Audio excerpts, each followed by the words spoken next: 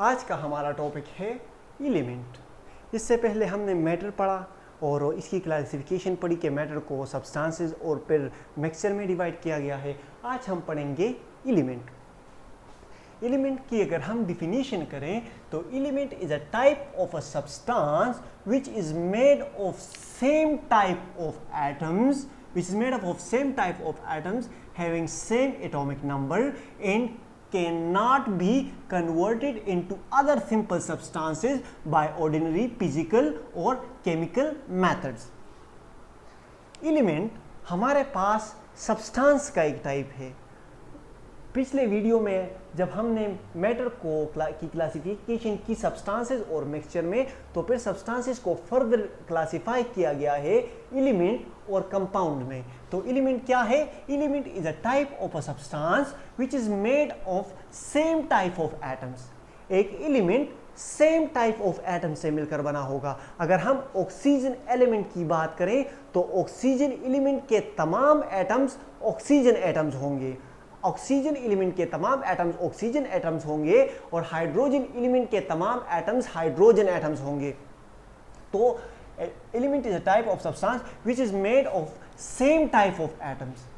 एक एलिमेंट के तमाम एटम्स एक जैसे होंगे, which is made of same type of atoms having same atomic number and cannot be converted into simple substances.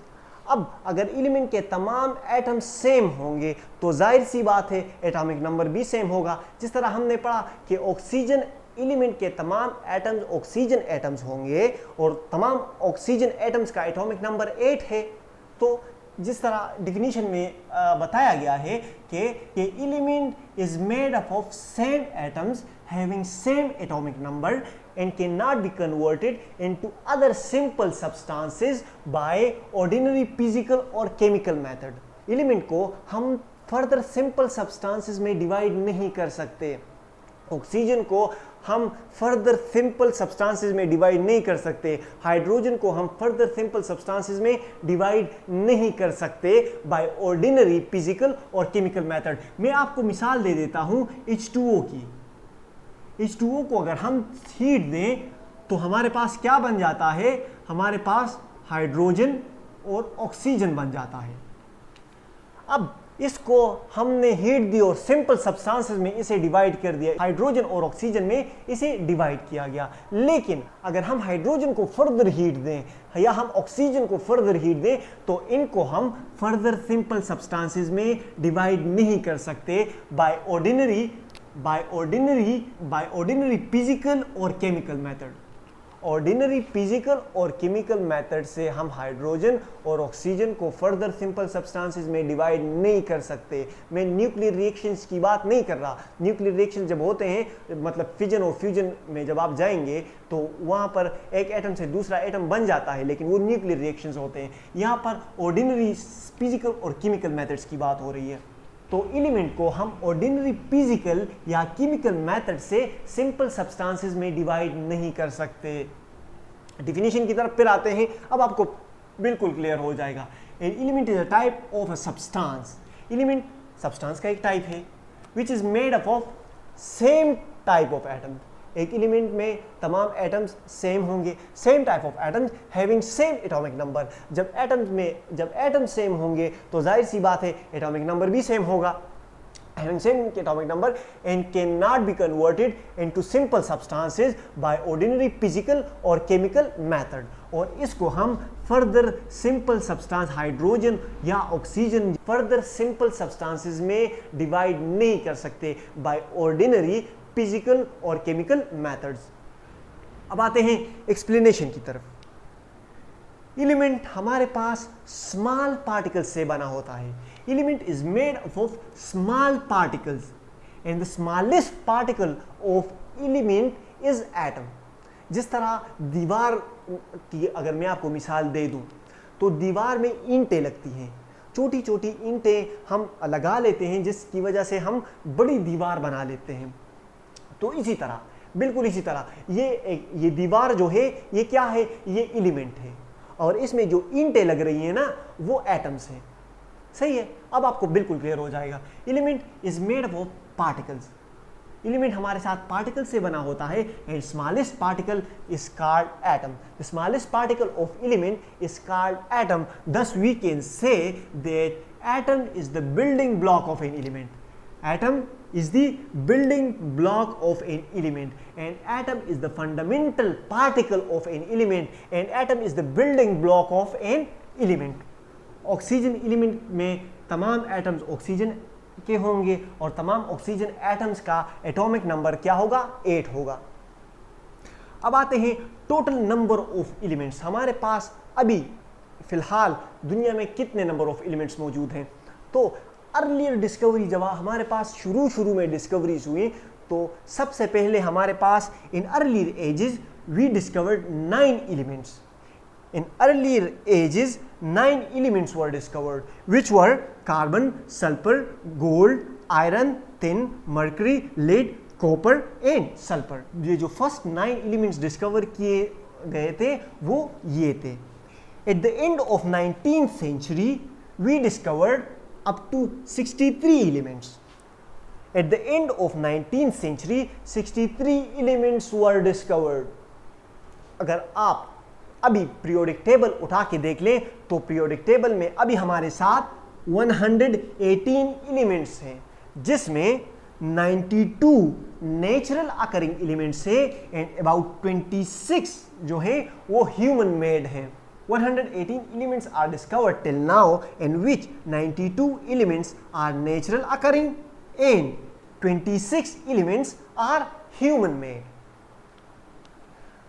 अब एलिमेंट्स को अगर आप पीरियोडिक टेबल में इस 118 एलिमेंट्स को देख लें तो इनको सिंबल्स से शो किया गया है. अब इस एलिमेंट को हमने सिंबल कब दिए और किसने ये सजेस्ट किया कि एटम्स को सिंबल देने चाहिए? अब आते हैं उसकी तरफ. In 1814, Berzelius suggested system to represent elements with symbol. 1814 में बर्जीलियस ने ये आइडिया पेश किया कि एटम्स को के एलिमेंट्स को हमें सिंबल देना चाहिए. तो symbol is basically the shorthand representation of an element or we can say that the short name of an element is called symbol. अब एलिमेंट्स को सिंबल 3 तरीकों से दिए गए.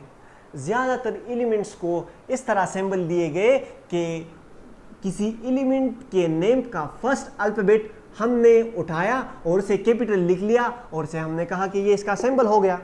मतलब हाइड्रोजन में हाइड्रोजन में H capital H first letter है और इस फर्स्ट लेटर को हमने यहाँ कैपिटल लिख लिया तो ये हाइड्रोजन का सिंबल हो गया. इस तरह ऑक्सीजन में फर्स्ट अल्फ़ाबेट O है तो हमने इस फर्स्ट अल्फ़ाबेट को उठाया और यहाँ पर कैपिटल लिख लिया और हमने कहा कि ये इसका सिंबल हो गया. और पीरियोडिक टेबल में ज़्यादातर एलिमेंट्स के सिंबल इसी तरह दिए गए हैं कि उनके एलिमेंट के नेम का फर्स्ट अल्फ़ाबेट उठाया गया है और उसे बतौर सिंबल लिया गया है. अब अगर हम हाइड्रोजन और हीलियम ले लें तो दोनों H से स्टार्ट होते हैं और अगर दोनों को हम H का सिंबल दे तो ये तो मुनासिब नहीं होगा, हम रिकॉग्नाइज नहीं कर पाएंगे. तो इस तरह की कंफ्यूजन्स को दूर करने के लिए हमारे पास 2 अल्फ़ाबेट सिंबल यूज़ हुआ है और पीरियोडिक टेबल में कुछ एलिमेंट्स को 2 अल्फ़ाबेट सिंबल दिया गया है. इस 2 अल्फ़ाबेट सिंबल में इस तरह होता है कि ये इस सिंबल का फर्स्ट लेटर जो है वो एलिमेंट के नेम का फर्स्ट अल्फ़ाबेट होता है और इस सिंबल का ये दूसरा लेटर इस एलिमेंट के नेम का कोई भी अल्फ़ाबेट हो सकता है. जिस तरह मैग्नीशियम में ये M कैपिटल लिख लिया और G यहाँ से MAG से ये G ले लिया और ये मैग्नीशियम का सिंबल हो गया. इस तरह एल्यूमिनियम एलिमेंट के नेम का फर्स्ट अल्फ़ाबेट A है तो ये A हमने यहाँ पर कैपिटल लिख लिया और यहाँ से हमने L ले लिया तो ये हमारे पास 2 अल्फ़ाबेट सिंबल हो गया. कुछ एलिमेंट्स को इनके इंग्लिश नेम्स से सिंबल नहीं दिए गए बल्कि इनके लैटिन और ग्रीक नेम से इन्हें सिंबल दिया गया. जिस तरह सोडियम में SODIUM सोडियम का सिंबल है Na लेकिन Na तो यहाँ पर कहीं पे भी नहीं है। ये असल में ये सोडियम Na ये वाला सिंबल इसके लैटिन नेम से नेटियम से, सोडियम को लैटिन में नेटियम कहा जाता है और इसका सिंबल Na है, तो ये Na सिंबल इसके लैटिन नेम से लिया गया है। और इस तरह लीड का सिंबल Pb है और लीड का सिंबल Pb है और ये सिंबल इसके लैटिन नेम प्लम्बम से लिया गया है। लीड को लैटिन में प्लम्बम कहते हैं और इस प्लम्बम से ये सिंबल Pb लिया गया है। दरअसल पीरियोडिक टेबल में अगर हम थोड़ा खुलासा बयान कर ले तो ज़्यादातर केसेस में ये होता है कि एलिमेंट के नेम का फर्स्ट अल्फ़ाबेट हम कैपिटल ले लेते हैं और इसको हम सिंबल दे देते हैं, जबकि सम केसेस में हमारे पास 2 अल्फ़ाबेट्स सिंबल यूज़ होता है। इसमें ये होता है कि ये 2 अल्फ़ाबेट सिस्टम सिंबल में फर्स्ट अल्फ़ाबेट ये जो है ये इस एलिमेंट के नेम का फर्स्ट अल्फ़ाबेट होगा जिसे हम कैपिटल लिखेंगे और ये दूसरा अल्फ़ाबेट स्मॉल होगा और ये इस एलिमेंट का कोई भी अल्फ़ाबेट हो सकता है। इस तरह कुछ एटम्स को इनके लैटिन और ग्रीक नेम से सिंबल दिए गए हैं। अब आते हैं अकरेंस ऑफ एलिमेंट की तरफ। Elements occur in free state और इन अ कंबाइंड स्टेट। एलिमेंट्स हमारे पास फ्री स्टेट में भी एग्जिस्ट कर सकते हैं और कंबाइंड स्टेट में भी एग्जिस्ट कर सकते हैं। In all natural occurring elements found on earth has different percentage in earth crust, oceans and atmosphere. और नेचुरल अकरिंग एलिमेंट्स, जमीन पर जितने भी नेचुरल अकरिंग एलिमेंट्स हैं तो वो डिफरेंट परसेंटेजेस में प्रेजेंट है। ओशंस में, अर्थ क्रस्ट में डिफरेंट परसेंटेज पे प्रेजेंट है, ओशन में डिफरेंट परसेंटेजेस पे प्रेजेंट है एंड एटमॉस्फेयर में डिफरेंट परसेंटेजेस पे प्रेजेंट है। ये वो टेबल है जो different percentages of element show कर रहा है अर्थ क्रस्ट में, ओशन में और एटमॉस्फेयर में। हमारे पास अर्थ क्रस्ट में ऑक्सीजन 47% है, हमारे पास अर्थ क्रस्ट पे सिलिकॉन 28% है और एल्यूमिनियम 7.8% है, जबकि ओशंस में हमारे पास ऑक्सीजन 86% है, हाइड्रोजन 11% है और क्लोरीन ओशन में 1.8% है। इसी तरह एटमॉस्फेयर में हमारे पास नाइट्रोजन 78% है, ऑक्सीजन 21% है और आर्गन 0.9% है। अब जी आते हैं classification of elements. Classification of element on the basis of physical state. On the basis of physical state, element can be solid, liquid and gases. Solids. Majority of elements are solids. हमारे पास ज़्यादातर elements, majority of elements हमारे पास solids हैं, जिस तरह sodium, copper, zinc, gold, ये हमारे पास ये क्या है, ये सॉलिड हैं। Few elements exist in a liquid state such as bromine, mercury, etc.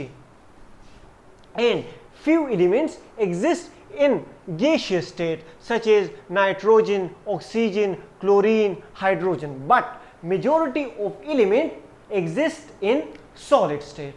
हमारे पास majority of elements solid state में मौजूद होते हैं।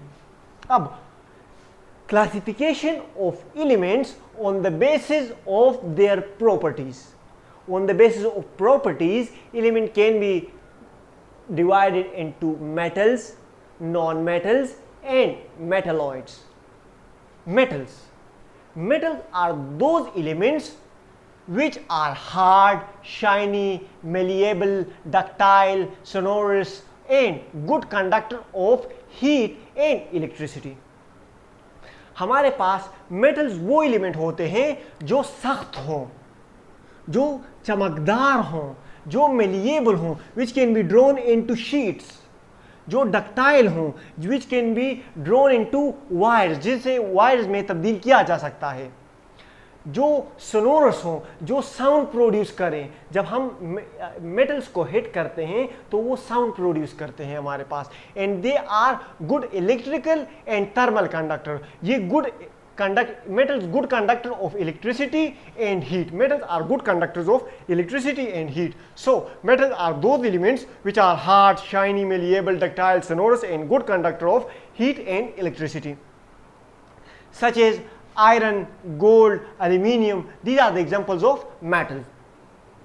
In periodic table about 80% of elements are metals.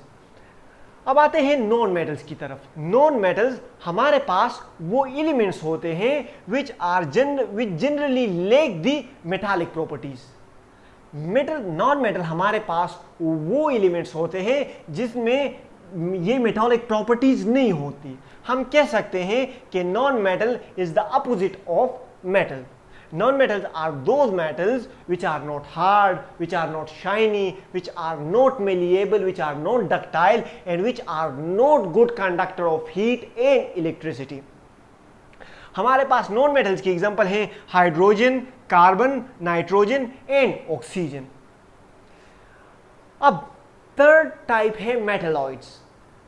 Metalloids हमारे पास वो एलिमेंट्स होते हैं जिसमें मेटल्स और नॉन मेटल्स दोनों की प्रॉपर्टीज मौजूद होती हैं। Metalloids are those elements which have the properties of both metals and non metals. Example of metalloids are silicon, bromine, arsenic, antimony, etc. हमने इस वीडियो में एलिमेंट को डिटेल से पढ़ा और मुझे उम्मीद है कि आपको एलिमेंट की समझ आ गई होगी। लेकिन जाने से पहले मैं आपको एक बात बता दूं, रसूलुल्लाह सल्लल्लाहु अलैहि वसल्लम ने फरमाया जो मुसलमान मुझ पर दरूद भेजता है फरिश्ते उसके लिए माफ़िरत की दुआ करते हैं। रसूलुल्लाह सल्लल्लाहु अलैहि वसल्लम ने फरमाया जो मुसलमान मुझ पर दरूद भेजता है फरिश्ते उसके लिए माफ़िरत की दुआ करते हैं। तो जब भी आप ऐसे बैठे हों तो ज़िक्र अस्कार किया करें, हमें अपनी दुआओं में याद रखें। और हाँ, जाने से पहले आपसे गुजारिश है कि वहाँ आपको एक रेड बटन दिख रहा होगा, आप उन्हें प्रेस कर लेंगे तो चैनल सब्सक्राइब हो जाएगा। फिर एक बेल आइकन दिख रहा होगा, अगर आप उसको सब्सक्राइब कर दें तो आपको नोटिफिकेशन भी आएंगी। देखो इतनी अच्छी इन्फॉर्मेशन मैंने आपको दे दी, अब सब्सक्राइब भी कर लो। Thank you very much.